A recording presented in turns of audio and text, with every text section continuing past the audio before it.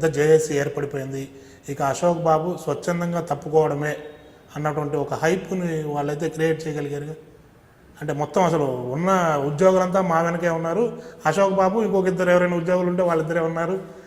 అది మీడియా ఇచ్చిన హైప్ తప్ప గ్రౌండ్ రియాలిటీ ఏం లేదు. ఇప్పుడు మీకు కూడా ఏం చేస్తారంటే 50 మందిని ఉన్నప్పుడు క్రాస్ యాంగిల్లో పెడితే 500 మంది కనపడతారు, పైనుంచి తీస్తే 50 మంది తక్కువ మంది కనపడతారు. మీరు క్రాస్కి 50 మందిని తలమేంచి కెమెరా చూపించి 500 మంది అటెండ్ అయ్యారంటే ఎలా కనపడుతుందో తిరుపతి మీటింగ్ కూడా అంతే. దానికి ఎందుకంటే ఎప్పుడు వాళ్ళ వ్యవస్థలో నేను చూస్తున్నా నెగిటివ్ న్యూస్కున్న ఇంపార్టెన్స్ పాజిటివ్ న్యూస్కు ఉండదు.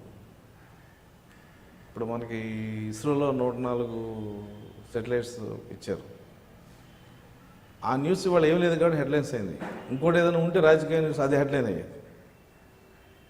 అలా అంటే కీలకమైన మున్సిపల్ కావచ్చు, రెవెన్యూ, వైద్య శాఖకు సంబంధించిన వీళ్ళందరూ మా పక్కే ఉన్నారు అన్నది ఏం లేదు. అంటే వాళ్ళు ఇంకా స్టిల్ నౌ ఏపీఎన్జిఓలోనే ఉన్నారు. ఏపీఎన్జిఓ ఇప్పుడు రెవెన్యూ శాఖ అధ్యక్షుడిగా అతను నేను అశోకబాబు ఉంటానని చెప్పాడు.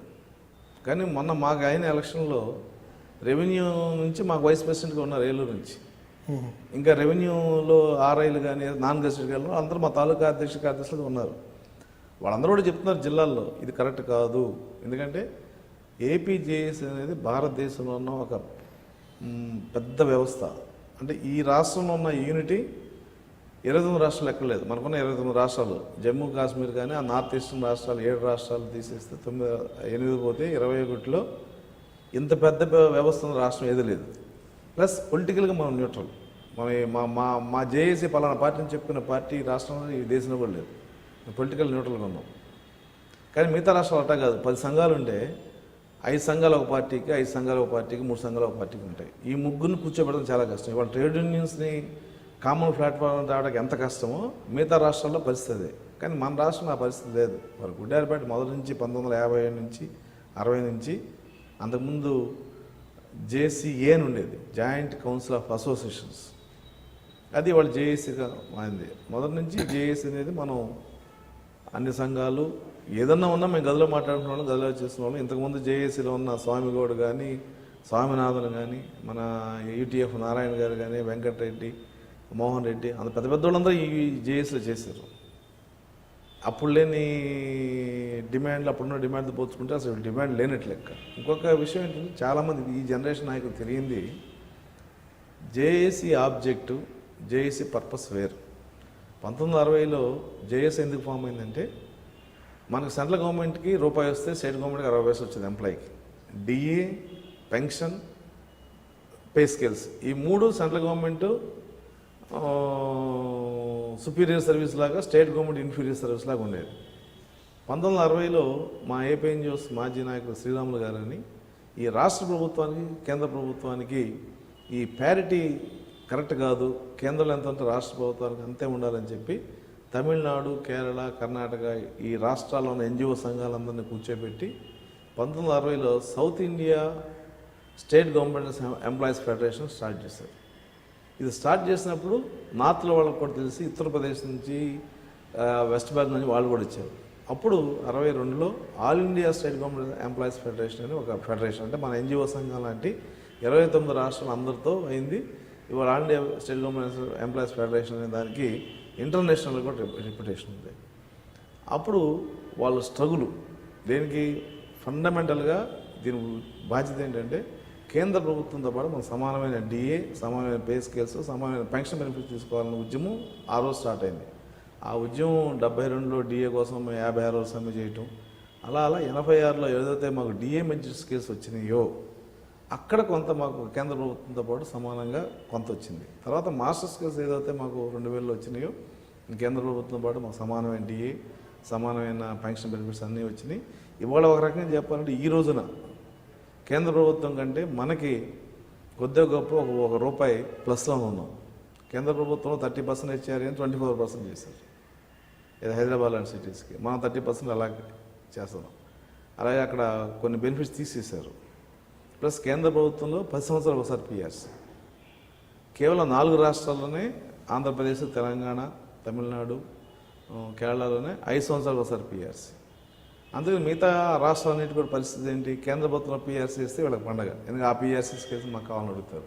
కానీ మనం ఏంటి 5 సంవత్సరాలు ఒకసారి పీఆర్సీ వేసుకుంటున్నాం. లాస్ట్ పీఆర్సీ మేము పీఆర్సీ గడువు ముందే వేసుకున్నాం కాబట్టి కొంత మాకు ఫైనాన్షియల్ బెనిఫిట్ కూడా వచ్చింది.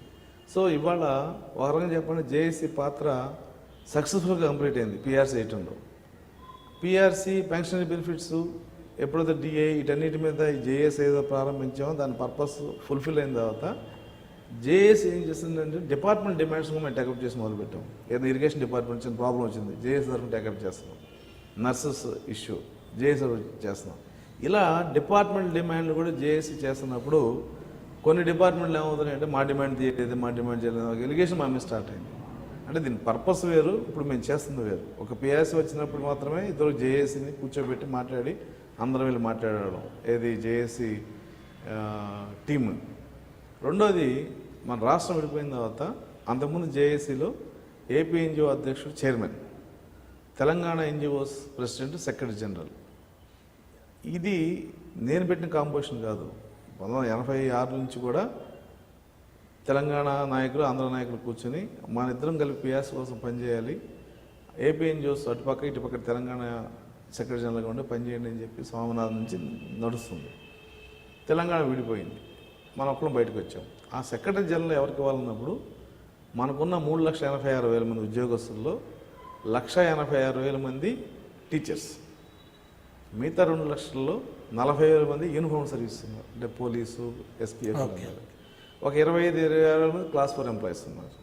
సో మిగతా సివిల్ సర్వీస్ ఎంతమంది 1.35 అంతే. కాబట్టి కాంపోజిషన్ ఎలా ఉండాలి, ఈ రకంగా ఉండాలి.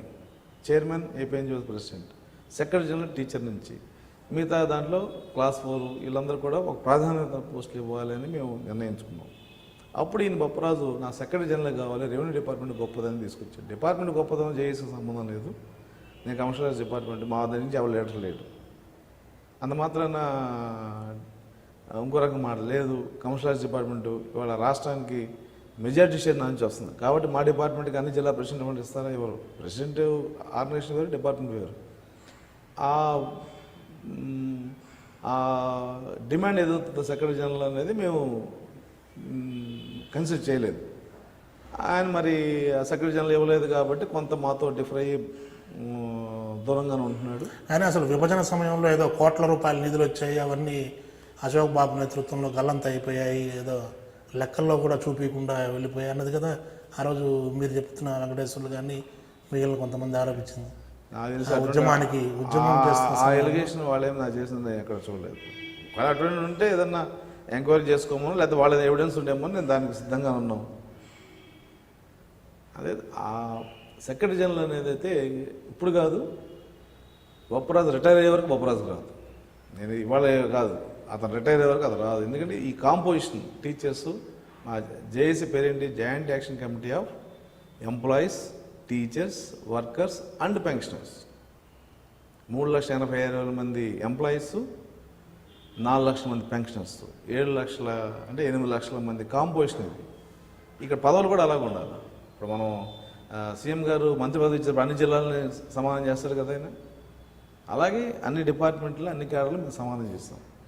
రెవెన్యూ డిపార్ట్మెంట్ గొప్పది కాబట్టి నాకు ప్రెసిడెంట్ కావాలంటే అన్ని జిల్లాలో రెవెన్యూ ప్రెసిడెంట్లు ఉండాలి. లేదు, ఎందుకని లేదు, ఆయన డిప్యూటీ తహసీల్దార్ని కూడా గెజిటెడ్ చేయించుకున్నారు. కింద కేటర్ అంటే సీనియర్ అసిస్టెంట్లు, ఆర్ఐలు, జూనియర్ అసిస్టెంట్లు మా దగ్గర ఉంటారు. కాబట్టి ఆ డిమాండ్ ఏదైతే మేము ఎప్పుడైతే కన్సిడర్ చేయలేదో కొంత మాకు దూరంగా ఉండటం ఆయన ప్రారంభించాడు. మేము కూడా పట్టించుకోలేదు, ఎందుకంటే ఇది సాధారణ ఆర్గనైజేషన్లో ఒకటి కలిసి వస్తాడు, కలిసి రాడు. ఒక డిపార్ట్మెంటు నా డిమాండ్ మీరు చేయలేకపోయారంటారు, ఒక డిపార్ట్మెంట్ చేసామని మమ్మల్ని ఉదాహరణ వేసుకుంటారు. మేము మొన్న రిజిస్ట్రేషన్ డిపార్ట్మెంట్లో 212 సీనియర్ అసిస్టెంట్ పోస్టులు తీసుకొచ్చాం. 20 ఏళ్ళగా స్ట్రగుల్ అవుతున్నారు వాళ్ళు, మొన్న వచ్చింది. అలాగే యాన్యువల్ హస్బెండరీలో పోస్టులు అన్నీ మేము చేసిన మేము ఎక్కడ చెప్పుకోము, ఎందుకంటే ఇక్కడ ఉన్నవాడు బాధ్యత, చేయాల్సిన బాధ్యత. అయితే 10 డిమాండ్లలో ఒక 5 మేము తెచ్చుకోగలుగుతాం. 1, 2 ప్రభుత్వం ఇది ఎలా అవుతామో ఇలా ఇస్తూ ఉంటుంది, 1, 2 మేము ఇవ్వలేమని చెప్పుద్ది. ఆ 1, 2 ఇవ్వలేని డిపార్ట్మెంటు అసలు మీరు పని చేయట్లేదంటే మరి 5, 3 చేసిన దానికి సమాధానం ఎవరు చెప్పాలా? జేఏసీ అనేది ఈ డిపార్ట్మెంట్లో దాదాపు మేము తీసుకున్న, అంటే జేఏసీలోకి ఎలిజిబిలిటీ ఉన్న డిపార్ట్మెంట్ 105 తీసుకున్నాం. ఈ సంఘాలుగా మీరు తీసుకుంటే 1000 అవుతాయి. కేడర్ వైజ్ సంఘాలు, రీజనల్ వైజ్ సంఘాలు, కుల సంఘాలు, ఎన్ని 1000 సంఘాలు ఉంటాయి. కానీ జేఏసీకి ఎలిజిబిలిటీ అంటే ప్యూర్లీ సర్వీస్ మ్యాటర్స్ కోసం పనిచేసే సంఘాలునే మేము జేఏసీ తీసుకుంటాం. అటువంటి 105 సంఘాలు ఉన్నాయి. ఆ 105 సంఘాల డిమాండ్లు పెడితే అసలు పిఆర్సీ అడగలేము. అందుకే నేను జేఏసీ మీటింగ్లో కూడా మా వాళ్ళని నేను స్పష్టంగా చెప్తా, జేఏసీలో మీ డిమాండ్ పెట్టేటప్పుడు మీ డిపార్ట్మెంట్ సంఘం పనిచేసి దాని మీద ఏమైనా ప్రయత్నం చేసిందా లేదా చేయండి. చేసిన తర్వాత మీ శక్తికి మించితే జేఏసీ రండి. అంతేకాని సింపుల్గా జేఏసీలో నేను సభ్యుని కాబట్టి నా దాంట్లో ఇంక్రిమెంట్ రాకపోయినా, నా దాంట్లో ప్రమోషన్ రాకపోయినా జేఏసీ చేయాలంటే అది కరెక్ట్ కాదు.